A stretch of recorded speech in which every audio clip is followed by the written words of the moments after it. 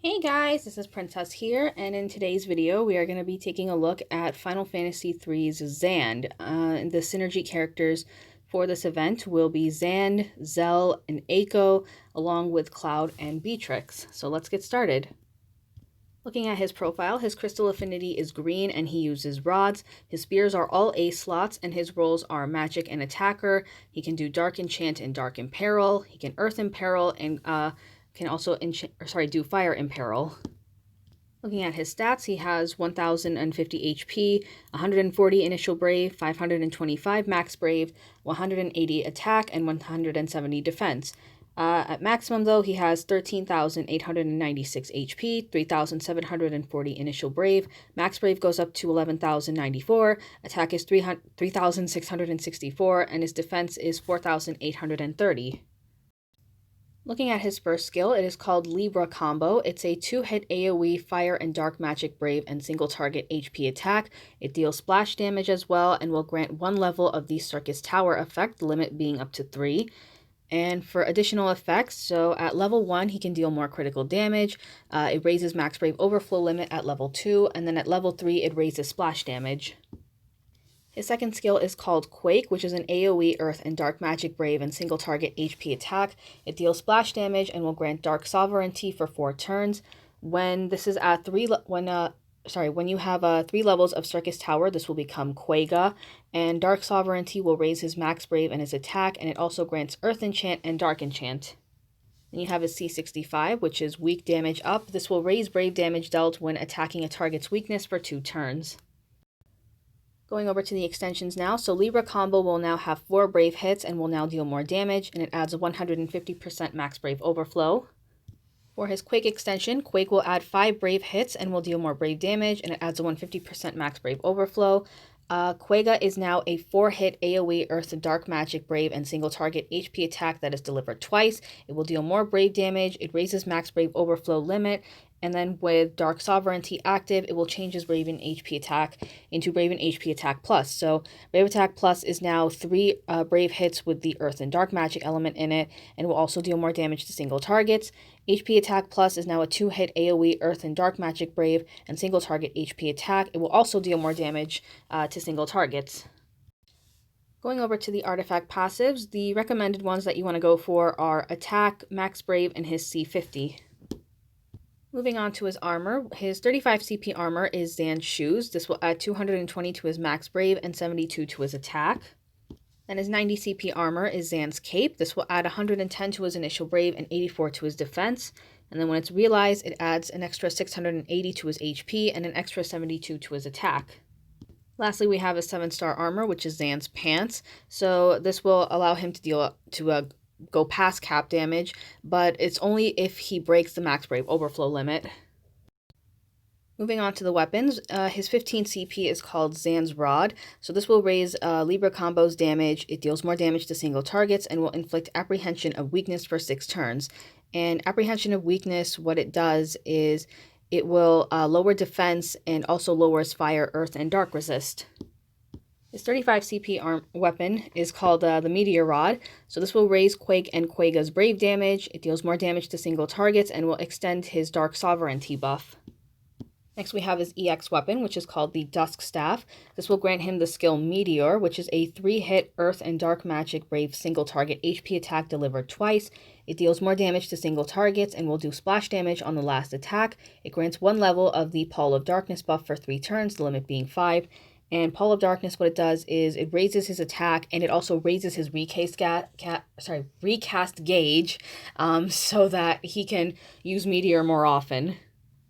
Lastly, we have his LD, which is the Time Crosier. This will grant him the skill Destruction Quega. So what this does is it cancels the break status on enemies and then follows up with a 4-hit AoE Earth and Dark Magic Brave and single target HP attack dealt twice. It deals splash damage on the last attack, deals more damage to single targets. It has a 150% Max Brave Overflow and will grant 1 level of Circus Tower and will give a free skill use on the next turn. So some additional effects here. So effects for level 1 and 3, the effects are essentially the same as when he uses his first skill. But then up to level 4, it will add Dark Enchant to the party. And then at level 5, it raises splash damage. Just keep in mind that these special effects, they don't stack with the effects that he gets from his skill 1, which is kind of weird. Moving on to the EX passives, at 1 out of 3 you get Mighty Meteor, which will raise Brave damage. At 2 out of 3 you get Pall of Darkness Longer, which will extend his Pall of Darkness buff to 3 turns. And then at 3 out of 3 you get Meteor Recast Up, which will raise Meteor's recast speed. Then for the LD passives, at 1 out of 3 you get Mighty Destruction Quagga, which will raise Brave damage. At 2 out of 3 you get Destruction Quagga Advance, which will raise the max Brave overflow limit.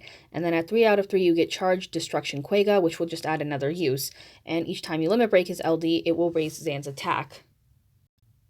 Now going over to the realized passives, at 0 out of 3 you get Meteor Brave Hit plus Force Advance. So Meteor will now do 5 Brave hits that will deal more damage, and it adds a 120% max Brave overflow. At 1 out of 3 you get Calling the Flood of Darkness Extension Attack Boost Up. So this will raise his max Brave and his attack when you equip his EX Plus or his passive ability Calling the Flood of Darkness.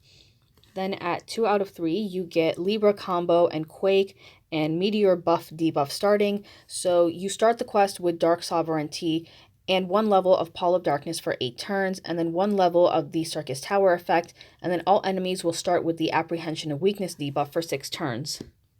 Finally, at 3 out of 3 you get Meteor Brave HP Hit plus Force Advance. So Meteor will now does damage 3 times, and it will also deal more Brave damage. Dark Sovereignty will change his Brave and HP attack pluses now, so now he has Brave attack plus plus and HP attack plus plus. So Brave attack double plus will now just do 4 Brave hits, and then HP attack double plus does 3 Brave hits, and it has a 120% max Brave overflow. Lastly, we have his A Spear, which is called Weak Power Boost Up Shorter. So when attacking a target's weakness, this will raise Brave damage dealt by 5% and raises max Brave by 5% for 3 turns. So for the event boss, you will be fighting the Assault Dog, and there's going to be 2 of these things. They're SAM-08G type enemies. They're kind of similar to the ones that we fought in Arc 2, Chapter 9. So for some of its attacks, one of their attacks can delay you. They can raise up their stats, and they can grant Brave regen. They can reduce Brave and HP damage taken. They can deal more damage when they're attacking a target's weakness. And then when their HP is at a certain point, they can raise their stats up and then reduce Brave damage. So going over to the Lufenia, so the bosses have a double resist to ice, water, wind, and holy. The orb will appear when the fight starts, right over here. It disappears when their HP is below 80, and then appears again when HP is below 60. And to raise the orb, the requirement is that you need to take someone who can deal dark damage. So for the alternatives that you can take for the Lufenia, for starters, you can take Cloud and Beatrix with you since they do have synergy. If you want to take someone who can focus on dark damage, you could take Shantoto, you could take Leon, you can take Vivi as well. I just forgot to put him on here. You can take a tanky character with you like Zack and Warrior of Light just to kind of focus the boss's attention on one character while everyone else just deals damage. So now we're going to head over to Opera Omnia JP, and I'm going to showcase Xande's skills. Okay, so we're back in Opera Omnia JP. So here is my Xande over here. Unfortunately, I don't have his LD on him. I got his EX kind of late. It was during the summer banners where you could get any sort of EX of your choice or something with the golden tickets. And then I've got Zell and Eiko over here. So let's see what Xande can do.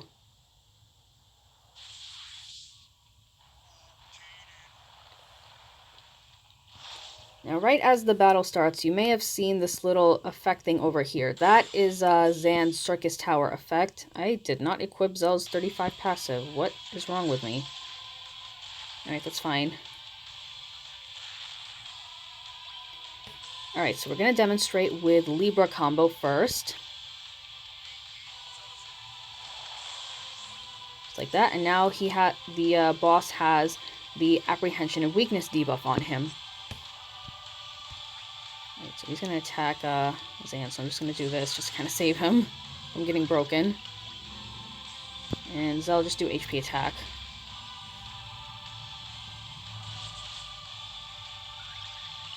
Okay, so now we are going to demonstrate Quake.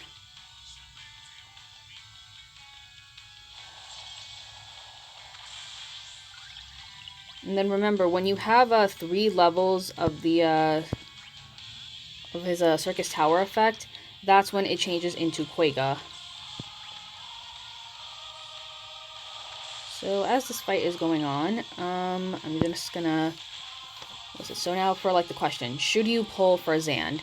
Instead of just saying yes or no right off the bat, I'm gonna say, well, I just want to like go over what he does, or like what he brings into the game. So Xande, obviously he's got the Fire, Earth, and Dark enchant. His EX can deal a ton of damage, and he gets additional effects from his Circus Tower effect, and from his skills, and from his LD. And his LD also re-breaks enemies and grants him a free skill use. So I would say yes, or what am I saying? Sorry, I'm going back to my old habits. So it's mainly up to you if you want to use him. There are some fights where he will be viable, other fights not so much. So he's kind of like there if you need him. And I'm hoping that was his EX, because I want to show that off. Yep, oh no, it wasn't. Okay, it's almost ready. Alright, so I'm gonna do one more Quake.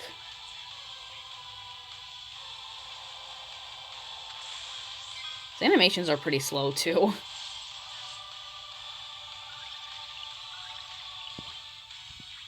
Oh, whoops, hold on. Alright, now we're gonna show off the EX.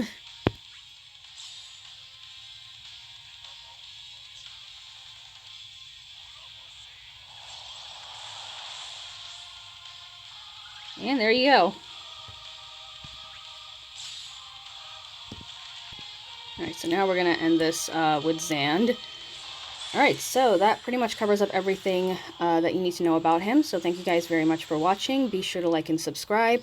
Let me know if you will be pulling for Xande, or if you're just going to go for Cloud's Burst. And I will see you all next time.